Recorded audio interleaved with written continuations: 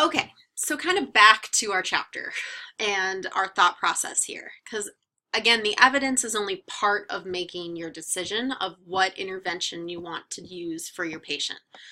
So another model that you should follow and that you're actually going to utilize in your evidence-based practice assignment for this class is the problem-solving approach that your book describes.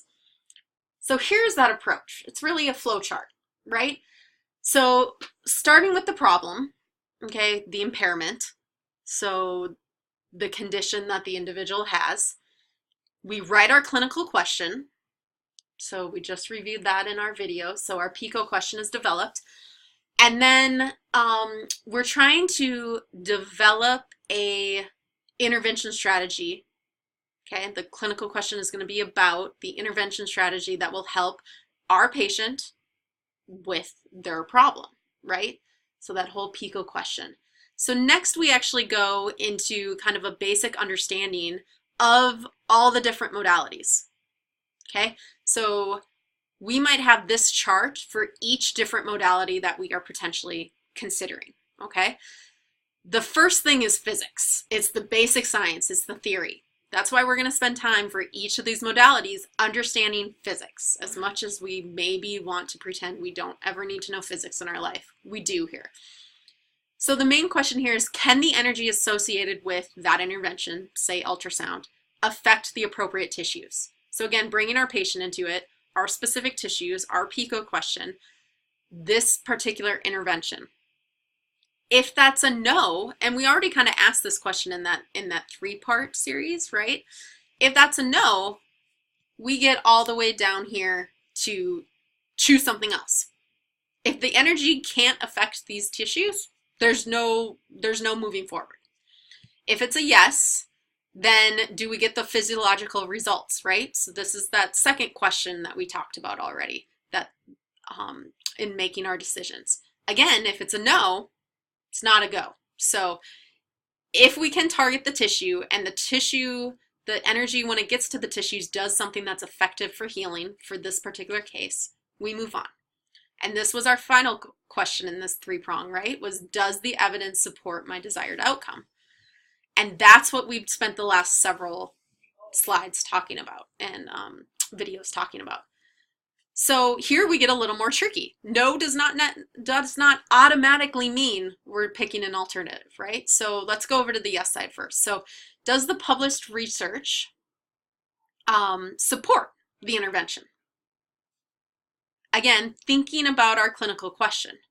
If it's a yes, okay, the published support does, then we consider the intervention as possible.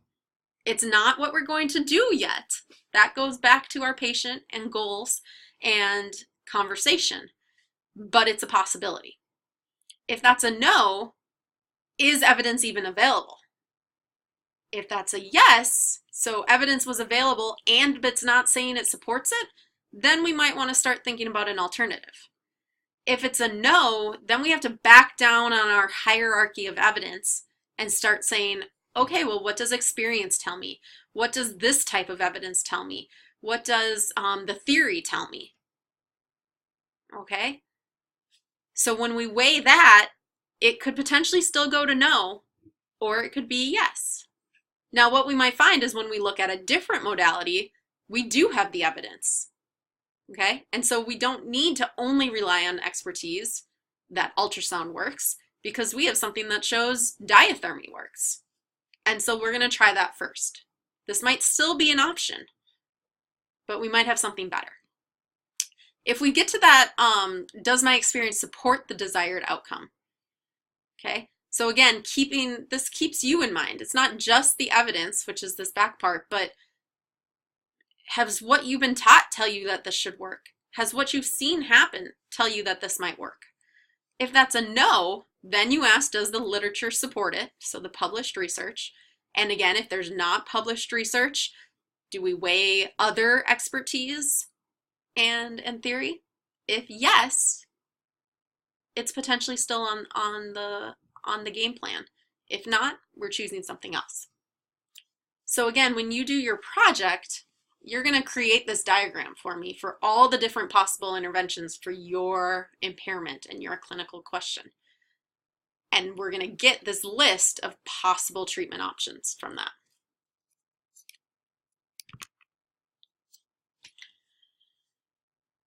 Now, within that scheme, there's still kind of holes that we needed to fill in, right? Expertise and experience and our patient.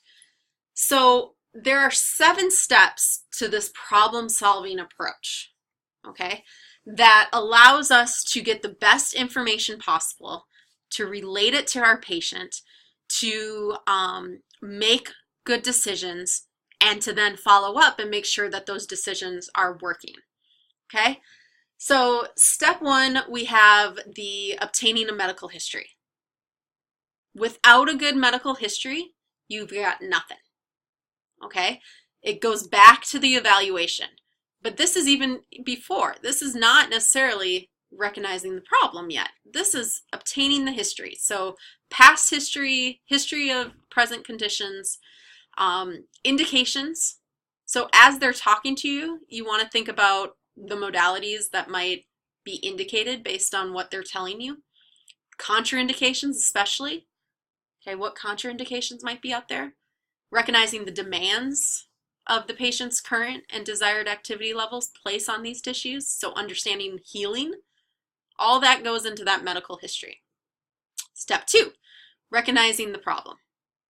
Okay, so identifying the impediments or comorbidities for this particular case. Okay, we do this with a clinical examination. We look at the pathology and the impairments. We do our special tests. We look at range of motion. We come up with a diagnosis. We think about the stage of healing. Okay, where are they in this process? That's part of the problem.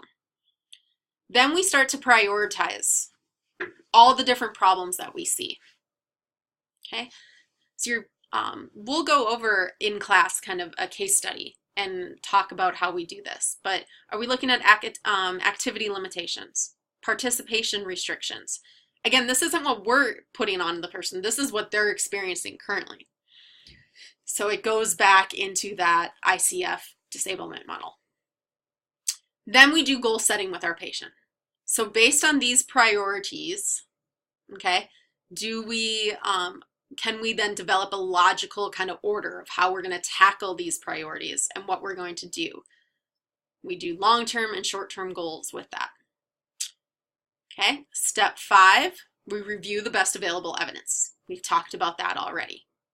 Okay. Treatment planning. So once we get there, this is essentially step 4 of the evidence-based model, right? We actually make our plan for this individual. So based on the goals, based on the evidence, based on our flow chart of what can work and should work, we can create kind of a sequenced plan for our individual. And then also, how are we going to monitor that? Both clinician-based and patient-based outcomes. Because eventually we will want to also re-examine the individual. So every time we talk to that individual, we should be evaluating their current physical status, reassessing the problems, examining if the techniques are working or not working, making sure that contraindications are being monitored. Have there been any new problems? And we use those findings to assess the effectiveness, which was kind of part of our step 5, right, in the evidence-based model, figuring out if the process is working. We can reassess the short-term and long-term goals. Maybe we're making progress on some short-term goals, but not on others. Do we need to rewrite those? How are those short-term goals leading to the long-term goals?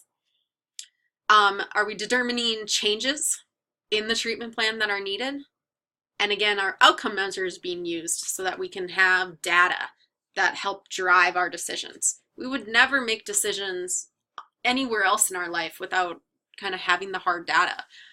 But in these decisions, we kind of let just the question, how are you doing today, determine everything we do.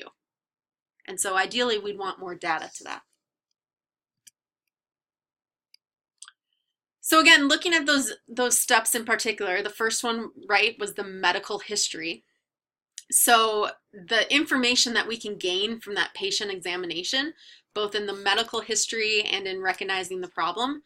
We get the patient story in a narrative. We get that past history. We get medications. We get, ideally, goals that they have, because they're going to tell us their impairments that they're experiencing. And we can also get at them and ask them, okay, well, what's most important to you? How is this affecting your life? What is normally their activity level? We can get at the stuff we usually really think about, right? The anatomy and the function. Okay, all that should come out of a really good patient examination. This is a really good chart for you guys to keep in mind. It's obviously from your book. As you're having conversations with your patients, these are some typical contraindications that modalities can have. And then it kind of tells you how you can figure out that that person has that contraindication. So some of these would be through pre-participation exams, right? We should know someone has high blood pressure in their pre-participation exam. And then maybe just a quick follow-up question, right? That, hey, has that changed?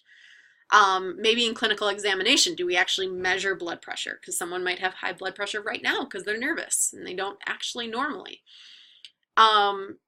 Again, pre-participation exam or oral questions, right? So are they in an acute inflammatory stage? We ask them, when did this happen? And we use our assessment, our clinical assessment, and look for the cardinal signs of inflammation. Okay, so these are, again, typical ones that we're going to want to always kind of be aware of. They won't be for every modality, but these are some of the most significant ones that we can have. And we should know in their patient history, their medical history already, whether they're contraindicated to things. So then our step 3, right, was that problem recognition. So what participation restrictions, again, this is from the patient's perspective. What aren't they able to do right now?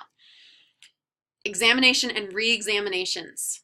So even when we make our diagnosis, we always want to reassess it because maybe something has changed. They might have multiple, again, problems. Problems does not equal diagnosis, okay? The problems are the impairments, maybe that are due to the diagnosis, but also maybe side effects of the diagnosis or how they tried to treat that diagnosis, or maybe they have several different pathologies going on. And so as we resolve some, that might change what the problem looks like now, and it might change the rest of our treatment approach. Also, their mental, emotional, and motivational state. If they're not in good places here, they're not going to be compliant to our treatment protocol.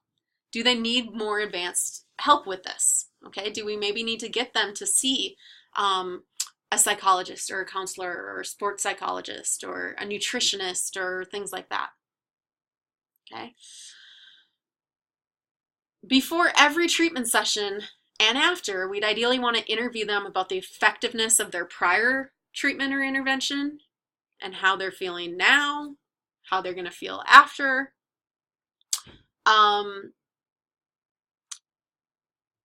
If we do find that someone is potentially lacking in some motivation, educating the individual can be really valuable.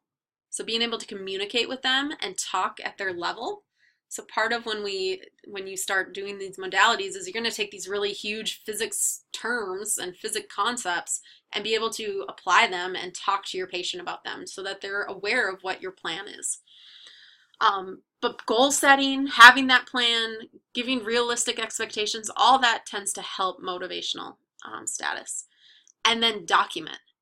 Now that might seem like a silly place to put this with problem recognition, but as we document, we can look for patterns and see and then adjust as need be. If we didn't document, it's much harder to recall and make those adjustments and recognize the various problems that we might have. So step 4 was that prioritization of the problems. So by saying, and kind of which came first, chicken or the egg, right? If people are having multiple impairments, so someone has had ACL surgery, we're trying to get them back to, their main concern is right now they can't walk up and down stairs. Well, we notice they're lacking range of motion to walk up and down stairs. We also know that they pronate. We know that they have all these different other conditions. They're in pain, they have swelling. We need to determine which one happens first. Okay, so we need to know and understand the pathology, we need to know the healing process, we need to know the beneficial and hazardous effects of the various modalities. so that we can kind of put everything in order. So we know that swelling, if we can control swelling, that can potentially affect pain and could affect range of motion. So let's start with swelling, right? So what impairments will be reduced if we resolve problem 1 versus problem 4, okay? Part 5, that goal setting, right? We want our goals to be what we call SMART. So specific, measurable, achievable, results focused. So we want to be able to be focused on a positive, on a result, not on a negative, and then time bound. So having some sort of timing to it. Now that might be a window, because obviously the healing process we don't like to put direct timelines for, but we can have reasonable expectations for these things. Okay, so SMART goals. They should be clear, they should be concise. Like we said, they should be measurable, and they should be taken from the prioritization plan. Okay. They should also be really consistent with the patient's priorities, their lifestyle, their participation expectations. You might even include the patient's family. The patient themselves should definitely be involved. You know, this is not you dictating the treatment protocol. This is a conversation with your patient. So usually you set your long-term goals first because that gives you the direction. You tend to have fewer of those than short-term goals. And again, those are usually more directed at restoring participation or restoring activity versus pathology treatment, right? So, you know, it's not about resolving the pathology as much as it is getting them back to where they want to be. Again, they should be feasible, they should be measurable. They're usually functional in context. And usually when we talk long-term goals, we're talking about greater than 14 days. Okay, that might be a year if you're talking really a long-term rehab, but greater than 14 days. Short-term goals get you to the long-term goals. So they usually have a specific time, a very specific focus on very specific problems. So again, our prioritization of the problem, each short-term goal should get us to assisting on resolving the long-term or resolving the problem. And we should be progressing towards those long-term goals.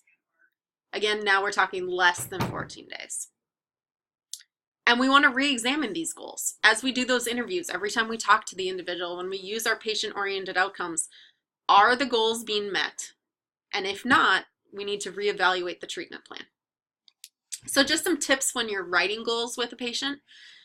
Take that problem prioritization that you did, list out what the final treatment outcome for each of those problems would hope would be, and those help you form your long-term goals.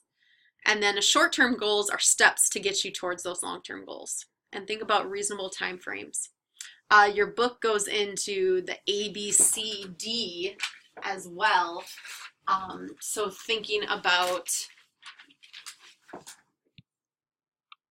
A being who the audience is, so who is your patient, what level do they understand this at, what information is relevant to them, the behavior that you're expecting, the condition itself, and then to what degree. That's what the ABCD stands for. Then the next step in the 7-step process was the review of evidence. So what will meet or help us meet the goals? Okay, and we've talked about how to review that evidence, but we want to keep our goals in mind when we do that. And then we came to treatment planning, the 6th step. So this really becomes understanding and combining what the patient wants, the problems you see, what the evidence says, what the theory and science says, and coming up with the best plan for your patient. So we have the conceptual model over here, so kind of an idea, and then how we would specifically kind of walk through an example of it. So it's taking all the knowledge of the physiological effects of the modalities, physiological effects of healing, all the science and theory that we will talk about for both modalities and exercise, and take those into account, the the treatment goals for our patients that we've just established. Okay, so what tissue are we dealing with? The depth. What part of the inflammatory process are they in? What is the pathology? What is their current function? Right? So in the applied model, we see that by taking those all into account, we can write some goals. So here we have a tendonitis issue. It's a fairly superficial. They're in the subacute stage. There's a scar there. They're having pain during activity. So goals based on, again, the problems that have been seen. We want to elongate the tissue. We want to promote the delivery of nutrients. That's going to help us in our healing process, right? So then you see what available modalities that you have. So what type of modality do you want to use? Okay, what's available? This is going to take into account all those physiological effects. So remember our 3 questions. Can it reach the target tissue? And can it make a difference in that tissue? So based on that, this example, and this would also take into account evidence, okay? So evidence would help us make our decision to move on. Experience would help us make our decision to move on. So these were the options available based on following the evidence-based decision tree and answering our questions. Then we look at any contraindications. So do contraindications exclude any of these? So the patient, what does the patient have going on? So that list we talked about, we'll talk about individual ones for each of the different modalities as well. This patient doesn't have any contraindications, so all of these are available. So then it comes, how are you going to pick it? The modality type, what are you going to pick? In this case, based on evidence, based on experience, maybe based on what the patient is really interested in using, maybe it's a time thing. Ultrasound treatments might only be 5 minutes versus a 30-minute whirlpool. There's tons that go into this decision. But we're doing this in a really applied manner. And so we're making clinical decision making and not just doing things out of habit. So in this case, we're going with ultrasound. What's the surface being treated? So now we're getting into the method of application. So the surface being treated, in this case, is the patellar tendon. It's irregular, so we got to think about that when we're making our decisions on the application and the protocol. So we're going to use a specific type of coupling method that's going to be better for a regular surface. Because we're in this subacute inflammatory stage, we're going to use pulsed ultrasound versus a continuous because we don't want to heat the tissue. Because it's superficial, we're going to use 3 megahertz. So these are the decisions you're going to be able to make once you get yourself narrowed down to the proper applications. So all that evidence, all that goes into this part. This becomes what we talk about in class. And there's not going to be a single best choice for all conditions. Part of this is justification. Can you justify with evidence? Can you justify with experience? Can you justify based on contraindications and indications that your method could work? And then you try it. Okay? You try it and you re-examine, which is going to be our last step. So you're actually going to have a little bit of an assignment on Moodle that I want you to do after watching this video that thinks about the 3 different phases of healing and thinks about what is our goal during this time, or goals. So when someone's in the acute inflammatory phase, what do we want to see happen with that tissue?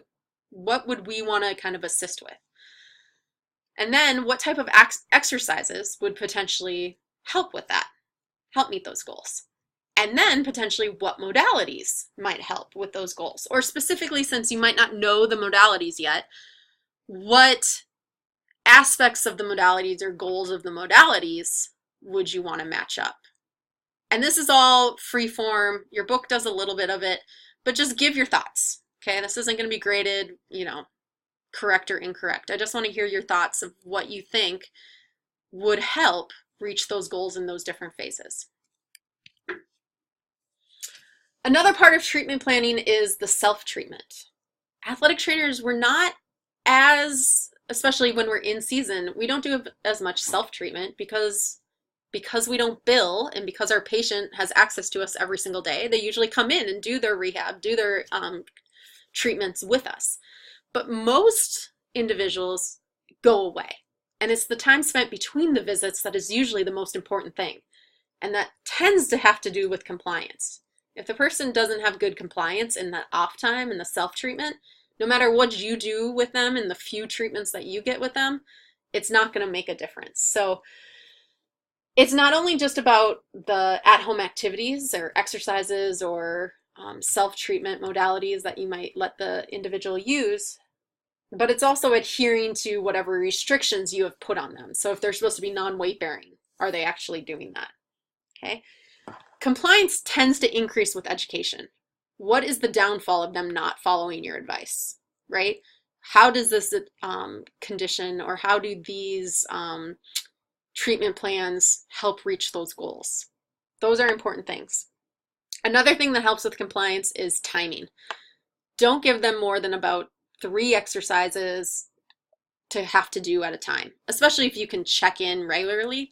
If they're going to be coming in every other day or something like that, 3 exercises on their own is plenty. If there's instructions, give them something to actually take home with them. It could be a video, it could be pictures, it could be written notes, whatever it might be. Make sure that they can comply with what you want. And again, final step in the 7-step problem-solving process is that re-examination. So when we get to this point and we used a treatment, are we re-examining? Are we meeting our short-term goals? Are we using outcome measures, things that we can actually track? Okay. Are we reflecting ourselves? So were the goals too aggressive or conservative? What factors did I not anticipate the first time around that now I'm seeing? What are the strengths and weaknesses and common errors that I'm experiencing during this process? Okay. These goals are not set in stone. If you're not meeting goals, fix them, change them, work with them, okay? But we don't know if we're not meeting the goals if we're not doing some sort of measurement of them. Final thing to consider is there are going to be things that are going to influence patient care that have nothing to do with your treatment plan, okay? The actual physical setting might dictate what you get to do. So are they in a hospital, right? And they're doing inpatient? Are they outpatient? Do they get to see you every day? Things like that. A lot of times, some of the most dangerous places are those transitions between different settings. So they're leaving the hospital from surgery. What happens until they see you? You need to be in communication. If you're having multiple providers working with individuals with various levels of knowledge, you need to be communicating because everyone has their own area of expertise. And so you need to make that transition easy on the patient. It's part of what we call interprofessional education. You should be able to work and learn and understand what other providers do in their jobs so that you can make transitions for the patients the best they need to be. Okay. There's also internal and external factors that will affect patient care. Internal would be things like the experience and expertise of your staff, of you, what equipment you have available, what can you do, timing, things like that. External factors might be the time and financial constraints put on you from like insurance companies. If they're only going to approve 6 visits for this condition, that's a different constraint than if you get to see them all the time. What time can the patient dedicate? So again, are we in the middle of finals and they can't get in there to do a half-an-hour treatment with you? Plus then exercises, right? What time can the patient dedicate? What support does the patient have? Okay. If you had to drive to physical therapy every day or to the athletic training room every day and you had surgery, who's doing that for you? Does the patient have the support that they need? Emotional, physical, financial, all of that. And then the patient motivation, which we've already kind of talked about.